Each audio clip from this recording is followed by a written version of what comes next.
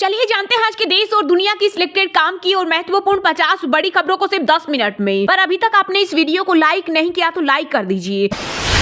अगर मोदी दोबारा सत्ता में आए तो देश में कोई चुनाव नहीं होगा। आगामी लोकसभा चुनाव को लेकर कांग्रेस अध्यक्ष मल्लिकार्जुन खड़गे बोले, आपके पास मतदान करने का आखिरी मौका। साथ ही कहा, बीजेपी और आरएसएस जहर है, वे हमें हमारे अधिकारों से वंचित कर रहे हैं।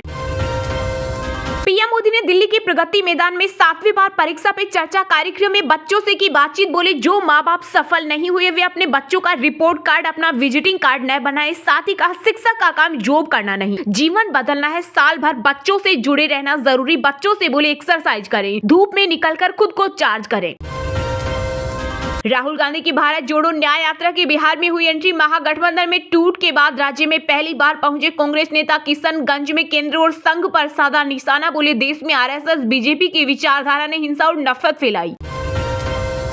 गारंटी दे रहा हूं 7 दिनों में देश में लागू हो जाएगा सीएए। केंद्रीय मंत्री शांतनु ठाकुर ने किया दावा। कहा, मैं मंच से गारंटी दे रहा हूं कि अगले 7 दिनों में सिर्फ बंगाल ही नहीं बल्कि पूरे देश में इस कानून को लागू कर दिया जाएगा। वहीं टीएमसी चीफ ममता बनर्जी बोली, ये उनकी राजनीति, हमने सबको नागरिकता दी।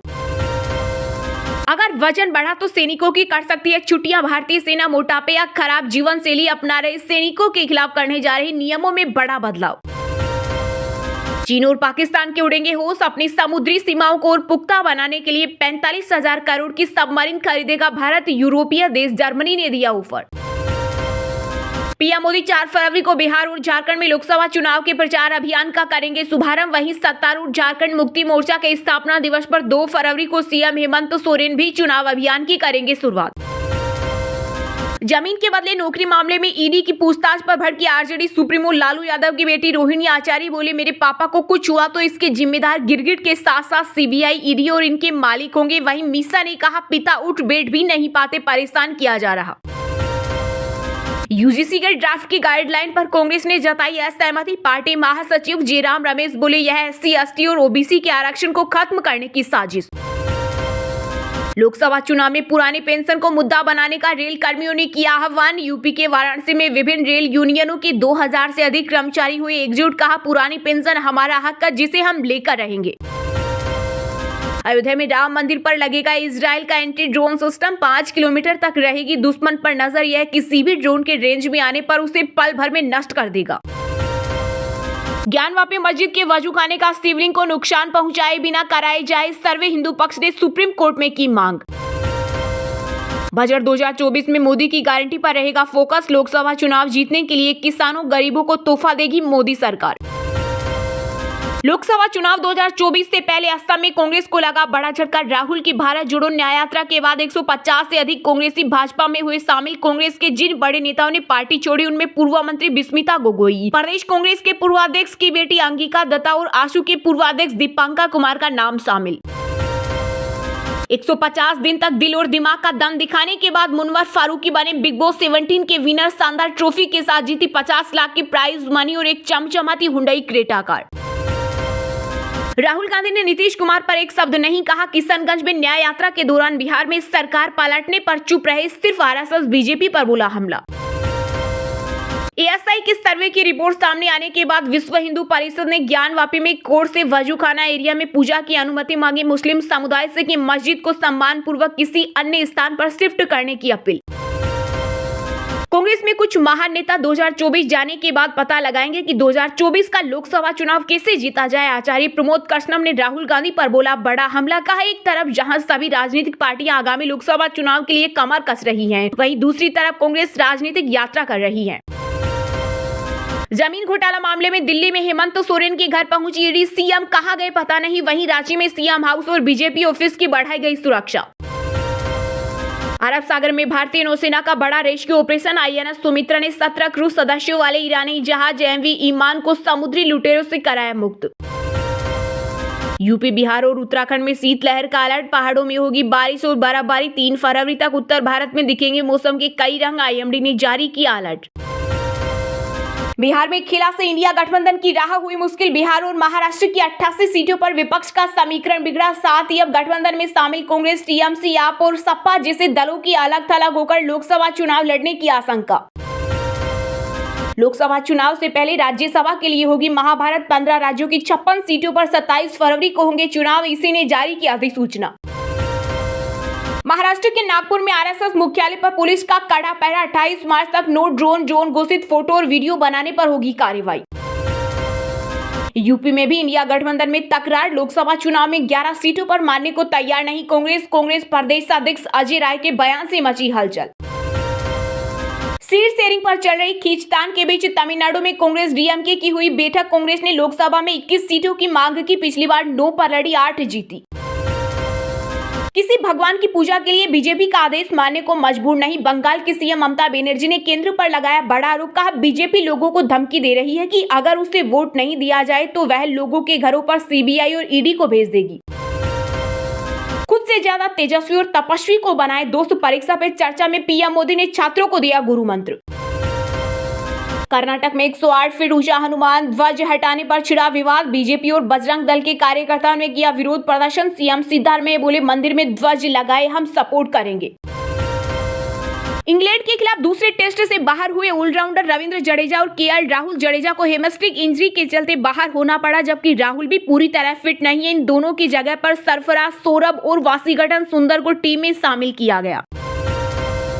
केंद्र सरकार ने यूएपीए के तहत students Islamic movement of India को 5 साल की अवधि के लिए घोषित किया गैर कानूनी। गृह मंत्रालय की ओर से आदेश जारी। बसपा सुप्रीमो मायावती को आरपीआई अध्यक्ष बनाने का ऑफर लेकर आए केंद्रीय मंत्री रामदास अठावले। लखनऊ में कहा, रिपब्लिकन पार्टी ऑफ इंडिया और बसपा का एक होना जरूरी। यूपी में 20% दलित वोट बैंक। सरकार के अंतरिम बजट से पहले रॉकेट बना शेयर बाजार। सेंसेक्स 1240 अंकों की तेजी के साथ 71,941 पर हुआ बंद, तो वहीं निफ्टी 385 अंक बढ़कर 21,737 पर हुआ बंद। इंडिया गठबंधन में प्रमुख पद को लेकर उद्धव गुट के सांसद संजय राउत का बड़ा बयान। बोले, जेडीयू प्रमुख नीतीश कुमार के नाम पर इंडिया गठबंधन में किसी भी प्रमुख पद के लिए कभी भी चर्चा नहीं हुई। साथ ही कहा, बिहार के मुख्यमंत्री और बीजेपी का मानसिक स्वास्थ्य ठीक नहीं।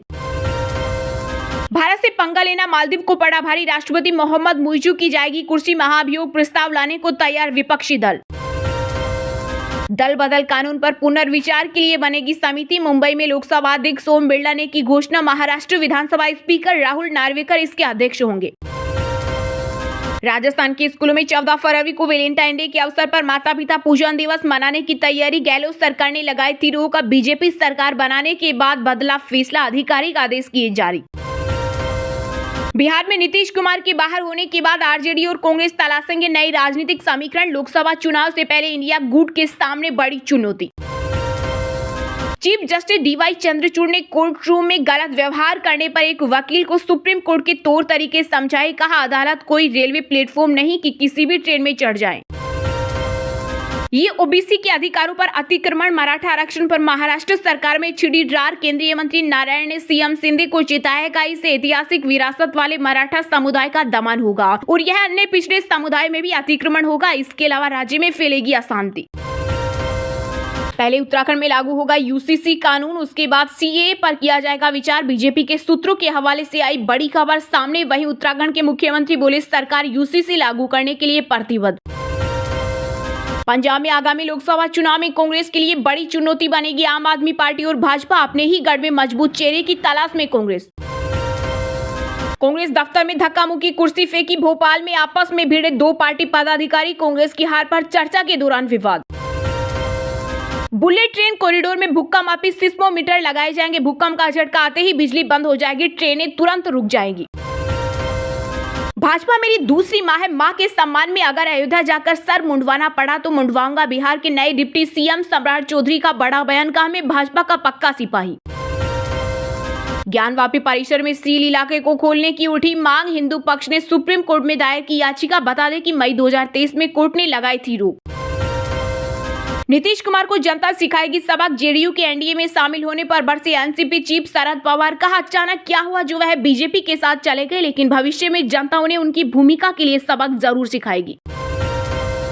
व्हाट्सएप ने करोड़ों यूजर्स को दिया बड़ा झटका। बंद हो गई चैट बैकअप की फ्री सर्विस। अब गूगल स्टोरेज के लिए देने होंगे पैसे। चलिए अब जानते हैं जो आम आदमी के काम की और फायदेमंद खबरें हैं उनको विस्तार से। पर इससे पहले अभी तक आपने इस वीडियो को लाइक नहीं किया तो लाइक कर दीजिए। अगर मोदी दोबारा सत्ता में आए तो देश में कोई चुनाव नहीं होगा। आगामी लोकसभा चुनाव को लेकर कांग्रेस अध्यक्ष मल्लिकार्जुन खड़गे बोले, आपके पास मतदान करने का आखिरी मौका। जी हां, कांग्रेस अध्यक्ष मल्लिकार्जुन खड़गे ओडिशा के दौरे पर हैं। खड़गे ने यहां ओडिशा बचाओ समावेश को संबोधित किया। इस दौरान उन्होंने भाजपा पर निशाना साधते हुए कहा कि इस बार आपके पास मतदान करने का आखिरी मौका है। 2024 के बाद देश में कोई चुनाव नहीं होगा। खड़गे ने कहा कि इसके बाद यहाँ रूसी राष्ट्रपति की तरह चुनाव होगा। कांग्रेस अध्यक्ष ने आगे कहा कि बीजेपी और आरएसएस जहर हैं, वे हमें हमारे अधिकारों से वंचित कर रही है। खड़गे ने भुवनेश्वर में एक सार्वजनिक सभा में कहा कि अगर लोकसभा चुनाव के बाद मोदी सत्ता में आए तो तानाशाही होगी, कोई लोकतंत्र नहीं होगा और कोई चुनाव नहीं होगा। नीतीश कुमार के एनडीए में शामिल होने पर कांग्रेस अध्यक्ष मल्लिकार्जुन खड़गे की एक व्यक्ति के छोड़ने से महागठबंधन कमजोर नहीं होगा, हम भाजपा को हराएंगे। कार्यकर्ता सम्मेलन को संबोधित करते हुए खड़गे ने कहा कि नरेंद्र मोदी से दोस्ती से नवीन पटनायक को क्या मिला। डबल इंजन कई बार फेल हो जाता है जब डबल इंजन ठीक से काम नहीं करता। उन्होंने कहा राहुल गांधी देश को एकजुट करना चाहते हैं, उन्होंने मोहब्बत की दुकान खोली है, लेकिन बीजेपी और आरएसएस ने नफरत की दुकान खोल दी है। इस वजह से आपको अलर्ट रहने की जरूरत है।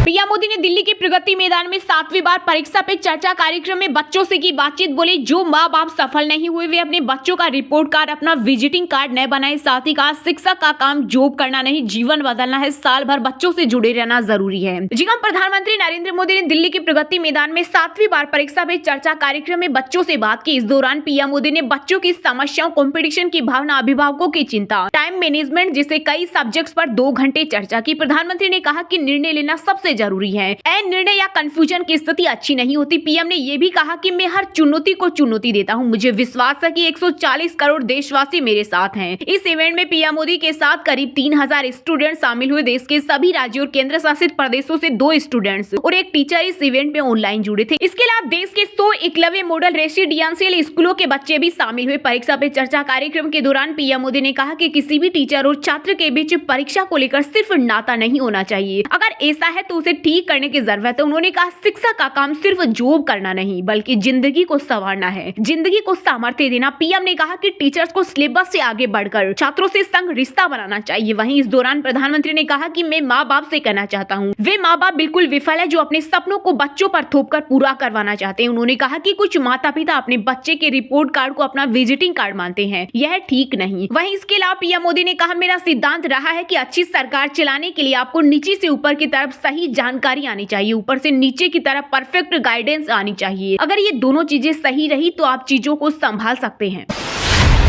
गारंटी दे रहा हूं 7 दिनों में देश में लागू हो जाएगा सीएए। केंद्रीय मंत्री शांतनु ठाकुर ने किया दावा। कहा, मैं मंच से गारंटी दे रहा हूं कि अगले 7 दिनों में सिर्फ बंगाली नहीं बल्कि पूरे देश में इस कानून को लागू कर दिया जाएगा। जी हां, केंद्रीय मंत्री शांतनु ठाकुर ने दावा किया कि देश में अगले 1 सप्ताह में नागरिक संशोधन अधिनियम यानी सीएए लागू हो जाएगा। उन्होंने कहा कि मैं मंच से ये गारंटी दे रहा हूँ कि अगले 7 दिनों में सिर्फ बंगाल ही नहीं बल्कि पूरे देश में सीएए लागू हो जाएगा। दरअसल शांतनु ठाकुर बंगाल के दक्षिण 24 परगना के काकद्वीप में एक सार्वजनिक बैठक में भाषण दे रहे थे। वहीं केंद्रीय मंत्री ठाकुर के दावे पर राज्य में सत्तारूढ़ तृणमूल कांग्रेस ने फिर दोहराया कि बंगाल में सीएए किसी हाल में लागू नहीं होगा। बंगाल की सीएम ममता बनर्जी ने कहा कि भाजपा सीएए का शोर मचा रही है, ये उनकी राजनीति है। हमने सभी को नागरिकता दी है और जो लोग बॉर्डर इलाके में रह रहे हैं उन्हें सब कुछ दिया जा रहा है। वे राज्य के नागरिक है, इसलिए उन्हें वोट डालने का अधिकार मिला है। इससे पहले कोलकाता में पिछले साल दिसंबर में एक रैली के दौरान गृह मंत्री अमित शाह ने भी कहा था कि सीएए को लागू होने से कोई नहीं रोक सकता। शाह ने घुसपैठ, भ्रष्टाचार, राजनीतिक हिंसा और तुष्टीकरण के मुद्दों पर ममता बनर्जी को घेरा। उन्होंने लोगों से ममता सरकार को बंगाल से हटाने और 2026 विधानसभा चुनाव में भाजपा को चुनने का आग्रह किया था। वहीं उत्तराखंड के मुख्यमंत्री पुष्कर सिंह धामी ने कहा कि समान नागरिक संहिता को लेकर गठित की गई कमेटी 2 फरवरी को राज्य सरकार को अपनी रिपोर्ट सौंपेगी। इस ड्राफ्ट पर आगामी विधानसभा सत्र में विधेयक लाकर राज्य में समान नागरिक संहिता लागू की जाएगी।